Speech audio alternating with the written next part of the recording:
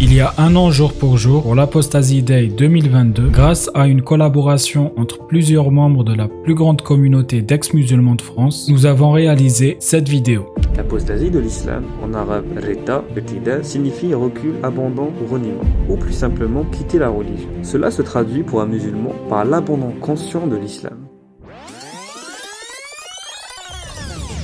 Depuis, tout s'est accéléré. Nous étions loin d'imaginer la quantité de contenu dédié à l'apostasie de l'islam que nous allions produire. Dans cette vidéo, nous allons vous faire plonger dans cette année extraordinaire à travers les actions militantes que les apostats et les apostates de l'islam ont courageusement menées pour faire connaître leur message. Cependant, l'islam n'a pas non plus cessé de faire parler de lui durant ces derniers mois. Il a occupé une place importante dans l'actualité.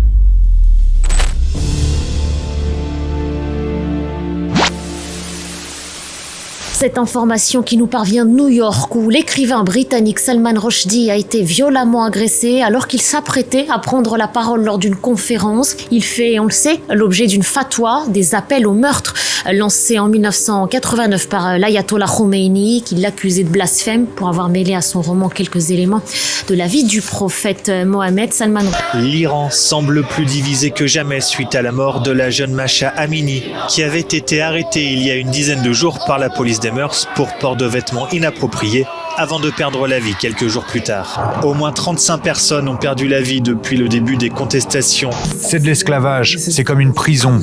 C'est une violation des droits de l'homme. Chaleur écrasante sur les chantiers, rythme de travail infernal, sans limite d'horaire et avec des salaires dérisoires.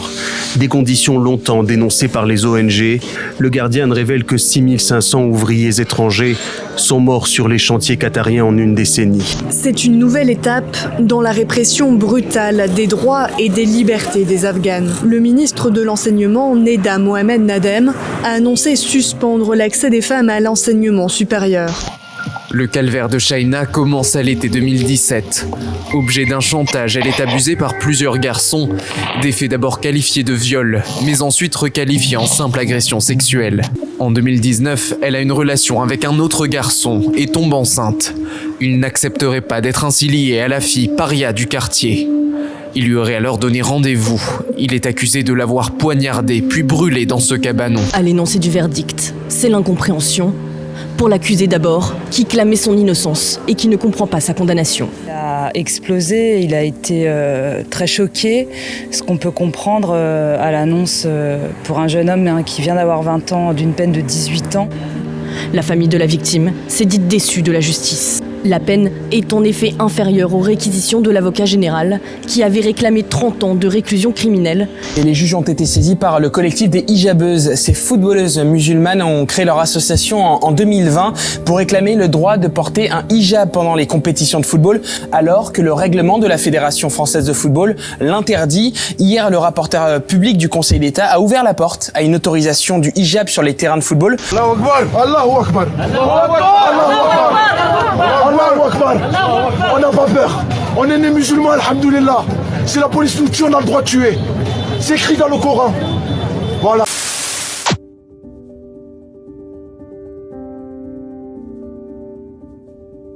Article 18 de la Déclaration universelle des droits de l'homme. Toute personne a droit à la liberté de pensée, de conscience et de religion. Cette liberté implique le droit de changer de religion ou de conviction. Mais qu'en est-il de celui qui quitte l'islam ? Selon l'ensemble des écoles de jurisprudence islamique, la sanction de l'apostat est la mort.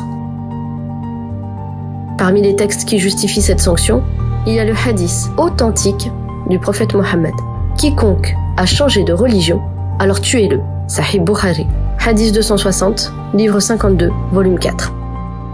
Par conséquent, aujourd'hui, l'apostasie de l'islam est criminalisée dans plusieurs pays.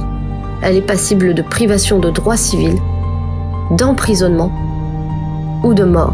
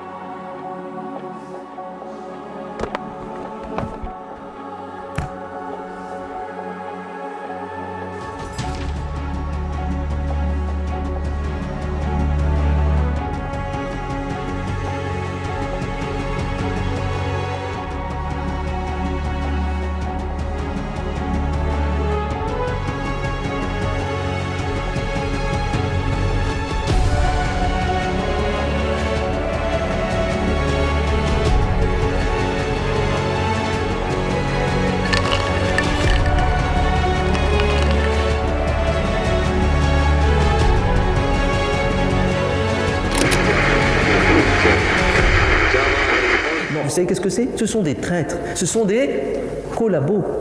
Et chez nous en France, un traître collabo, on lui met 12 balles dans la tête. Peloton d'exécution.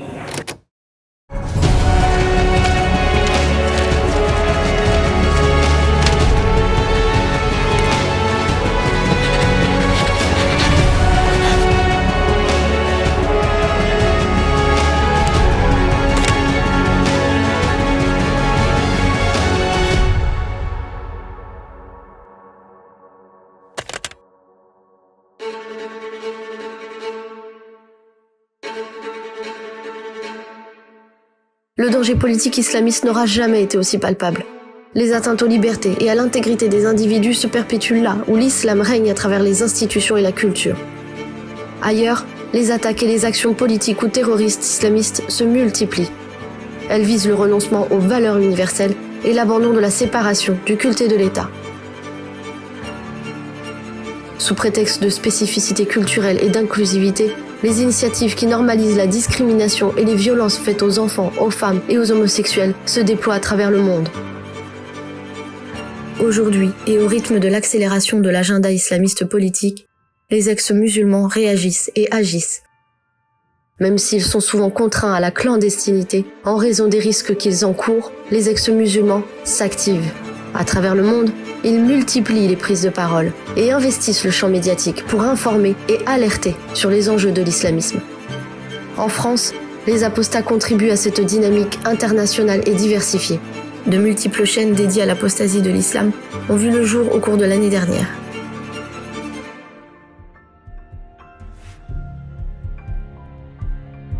L'idée de ce space s'est imposée car si la cause des femmes en général avance, la voix des ex-musulmanes reste quasi inaudible. Elle est cernée par la communauté qui monte la garde et la cécité plus ou moins volontaire des politiques quant à l'islamisme en général. Alors j'ai une pensée particulière pour les ex-musulmanes et ex-musulmans qui sont cernés et qui ne peuvent pas être avec nous ce soir, qui ne peuvent jamais échanger dans un cadre safe, toujours parce que il en va quand même de la vie dans la plupart des cas. Et donc pour ces personnes, la marge de manœuvre est quasi nulle. Et si en France on risque de mourir socialement, ailleurs on peut mourir tout court. On est la preuve de gens qui techniquement avaient reçu une parole de vérité et qui avaient quand même réussi à la nier après l'avoir reçue. Notre existence même est un blasphème. On a renié Allah et son prophète et tous les enseignements qui sont liés, alors qu'on les a compris, qu'on les a reçus, qu'on y a même adhéré à un moment donné de notre vie. Le blasphème est intrinsèquement lié à l'apostasie réciproquement. Et juste pour finir rapidement, en fait, ça me fait rire quand ils parlent d'hypocrisie, en train de dire les hypocrites, c'est des gens mauvais, etc. Ils ont compété contre l'islam. Mais nous, dans une société musulmane, on nous pousse à être hypocrites, à fermer notre gueule et à faire semblant d'être musulmans comme les autres. Donc techniquement, une société musulmane nourrit l'hypocrisie. Dans l'islam, en général, la notion de mort est aussi tordue. C'est-à-dire qu'elle devient légère. Quand j'étais musulman, j'avais pas réellement peur de mourir. Pour moi, la mort était une victoire. Je suis mort, je n'ai plus besoin de faire d'efforts. Il y a moins de risques que je fasse des erreurs qui m'éloignent du paradis. Donc j'avais un genre de satisfaction dans ça, alors qu'aujourd'hui la mort elle m'effraie un peu, elle m'effraie pour mes proches, elle m'effraie même pour mes concitoyens. C'est-à-dire quelqu'un que je ne connais pas comme Samuel Paty, sa mort m'attriste et le sort de sa famille m'attriste. Shaina, sa mort m'attriste. Alors que quand j'étais musulman, je me serais dit Shaina, elle va au paradis et c'est gagnant-gagnant. Donc la perception de la mort est très distordue si vous voulez, parce que la mort est un accomplissement. On meurt, on a enfin la confirmation. On va voir les anges qui vont te faire le châtiment de la tombe, tu vas voir la préparation, tu vas voir l'interview pour savoir si tu rentres au paradis. Tout un processus, un examen pour lequel tu t'es préparé, il y a un genre de soulagement. Ces vidéos YouTube, elles vont rester, les gens vont pouvoir décortiquer les dribbles, voir les dribbles, prendre les dribbles. Je sais que c'est énervant, parce que nous, et y compris les gens du chat qui sont apostats, connaissent ce genre de discours-là. Vous venez d'entendre, vous le connaissez par cœur. Vous le connaissez tous par cœur. Et vous en avez marre. Vous ne supportez plus ce discours. Je le comprends, mais il faut se forcer à l'écouter. Il faut se forcer, parce qu'il y a plein de gens qui l'ont jamais entendu et qui, grâce à YouTube, vont l'entendre. Je fais pas ça pour les apostats. Ma chaîne YouTube, elle est pas destinée aux apostats que j'adore. Moi, j'aime les apostats. Je suis marié à une apostate. Je vous aime tous. Moi, je m'adresse aux ignorants, qu'ils soient non musulmans ou musulmans. Je m'adresse aux ignorants. Il y a Laïs qui essaie d'expliquer que à partir du CM2, les filles ont les seins qui poussent. Les filles sont mélangées à des garçons. Les filles font de la gymnastique, des activités sportives, des activités sociales avec des garçons, alors qu'elles ont les seins qui poussent. Et les gars, c'est des adultes qui sont là, ils vivent parmi nous, on les croise, salam alaikum, akhi, wesh, comment tu vas, bien, tranquille, la famille et tout, etc. Et ces gens-là, ils vivent sur le territoire, ils sont là avec cette idéologie complètement mortifère, complètement dangereuse. Vraiment, je me contiens pour pas que ma colère, elle explose. J'ai vraiment une haine inextinguible contre tous ces gens-là, ces humains qui n'ont d'humain que leur enveloppe biologique. C'est la seule chose qu'on partage avec eux, c'est le fait qu'on ait un corps humain et qu'eux, ils ont un corps humain. Mais à l'intérieur de leur corps, il n'y a rien d'humain. Je vous remercie énormément de libérer la parole et donner ces espaces-là pour qu'on puisse s'exprimer. Juste avant parce que j'ai pas beaucoup de choses à dire, j'ai reçu un message là, un commentaire sur ma chaîne qui me disait « Je comprends pas, vous avez quitté l'islam, mais vous êtes obsédé encore à parler de l'islam. » Je voulais juste répondre à ça. Je n'arrêterai pas de parler de l'islam parce que, en fait, j'ai quitté l'islam, oui, effectivement, mais l'islam ne m'a pas quitté. Donc, tant que l'islam ne nous quitte pas, on parlera de l'islam. La méchante féministe universaliste est de retour, prête à en découdre avec de pauvres militants. Je me suis intéressée de très près à l'association LALAB, une association féministe et antiraciste dont le but est de faire entendre les voix et défendre les droits des femmes musulmanes. On peut le voir dans un de leurs articles qui traite de l'excision au Sénégal et des luttes féministes dans ce pays. Elles étaient obligées de jouer les grandes défenseuses de Mahomet en affirmant que le facteur religieux est, je cite, constitué de fatwa, le hadith remis en question, voire écarté pour signifier que cette pratique est avant tout culturelle. Et même si les raisons pour lesquelles les mutilations sexuelles féminines sont pratiquées varient d'une région à l'autre et au fil du temps, on retient plusieurs facteurs sociaux, culturels ou religieux. Le texte ne dit finalement pas grand chose du degré d'adhésion. Et puis quand vous invoquez l'autorité religieuse des savants pour servir votre cause, soyez cohérente. Je croyais que leur lecture et leur interprétation étaient patriarcales et sexistes. Car oui, les pays dans lesquels l'excision est pratiquée, les arguments vont tous dans le même sens, celui du contrôle du corps des femmes. Car pour parler d'islam, puisque ça vous concerne, il me semble qu'assurer la virginité des femmes jusqu'au mariage et l'asservissement de leur sexualité dans un but de reproduction sont des valeurs islamiques. Et je trouve cette récupération d'un sujet aussi lourd pour faire de la défense d'une religion patriarcale absolument répugnante. Être ouvertement prosélyte en affirmant le contraire est une chose, en revanche, instrumentaliser les luttes féministes pour servir votre idéologie nauséabonde est une autre. N'est-ce pas Fatima Bent? Voilà pour l'association à religieuse et à confessionnelle.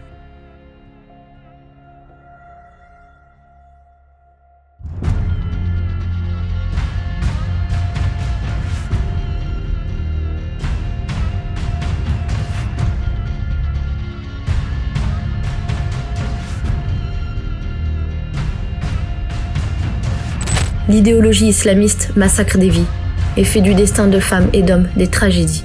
Ses aspirations sont totalitaires et mettent en danger les libertés et la sécurité là où elles ne dominent pas encore. Nous, les apostats de l'islam, condamnés à mort selon le consensus des écoles de jurisprudence islamique, sommes déterminés à le dénoncer et à avertir. Le monde doit entendre et comprendre ce qu'il se joue.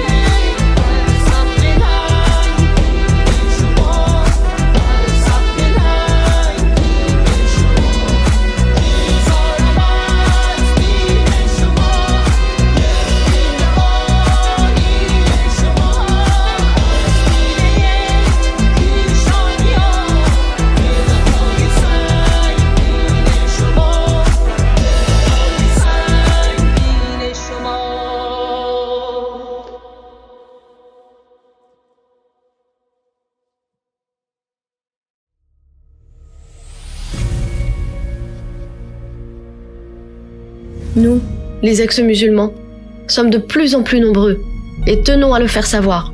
Il est de notre devoir d'honorer la mémoire des victimes de la barbarie islamiste et de faire tout ce qui est en notre pouvoir pour un avenir meilleur. Si certains d'entre nous ne risquent que l'exclusion familiale et sociale, d'autres contribuent à la cause de l'apostasie de l'islam au péril de leur vie. Les multiples prédicateurs islamistes distillent des idées et des commandements mortifères. Ils ont le soutien de leur communauté religieuse, du soft power des États promoteurs de l'islamisme et de la complicité dangereuse et criminelle de politiques intéressés ou inconscients. Nous, les ex-musulmans, sommes mobilisés et ne comptons pas nous taire. Les enjeux sont cruciaux. Les politiques doivent prendre leurs responsabilités et la contribution de chaque personne consciente de la portée de l'islamisme est précieuse. Il n'en va pas que du droit des apostats à vivre en paix et en sécurité. L'enjeu dépasse le sort des apostats de l'islam. Le modèle sociétal islamiste ne laisse pas de place à l'altérité et à la coexistence. Il substitue la peur et la soumission à la liberté et au respect des personnes. Tel est le projet de Oumma sans frontières.